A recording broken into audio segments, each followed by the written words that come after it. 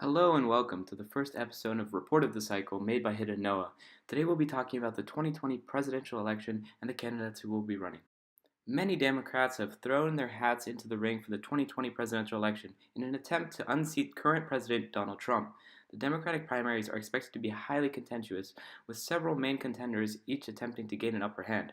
Trump will, of course, also be campaigning vigorously to be re-elected and will most likely campaign on a strong economy and decreased immigration.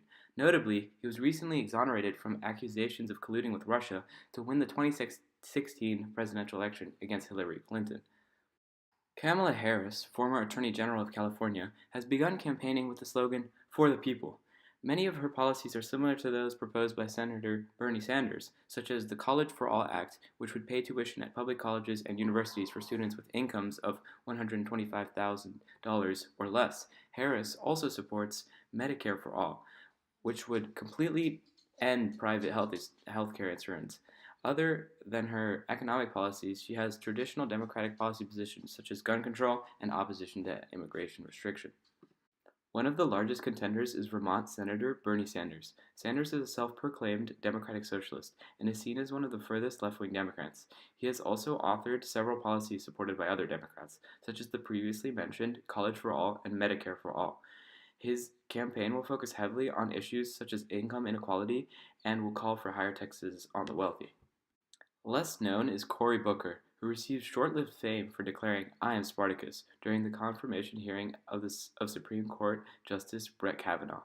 His views are very similar to Kamala Harris and has the third most liberal voting record. On foreign policy, he is largely against military intervention in Afghanistan and Syria and supports scaling down military presence gradually. One of the biggest rising stars of the Democratic Party is Beto O'Rourke, who ran for the U.S. Senate but narrowly lost to incumbent Senator Ted Cruz.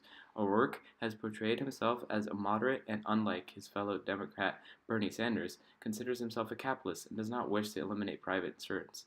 On immigration issues, he stands out as he has supported removing physical border barriers. He is skeptical of the Electoral College but has not declared support for abolishing it, as others have done. He is supportive of universal health care but has not declared support for Medicare for All. Elizabeth Warren has recently come under fire for having falsely declared being Native American to prove her chances of getting into an elite university. Following this being revealed, she has focused on racial issues and recently supported financial reparations to African Americans for slavery.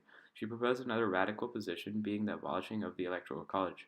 Her ultra-millionaire tax would be used, in part, to fund the proposed Green New Deal sponsored by Alexandria Ocasio-Cortez. This candidate is also less known, although she did receive some media coverage by allegedly abusing her staff by throwing binders at them. Klobuchar is a moderate Democrat who has not vocally supported Medicare for All and has expressed concern over the growing national debt. On foreign policy, she has taken a more interventionist stance compared to other Democrats, as she has called for keeping troops in Syria. Real Clear Politics has calculated averages from all available polls so far, and the results show that Joe Biden is the clear frontrunner, followed by Bernie Sanders. Despite being only fourth in the polls, Beto O'Rourke had raised the largest amount of donations in the first 24 hours of declaring his presidential campaign. Joe Biden is leading in the polls, despite not having declared any intent to run for president. Joe Biden is an attractive moderate alternative, as he has the experience. His largest impediment would be his age of 76.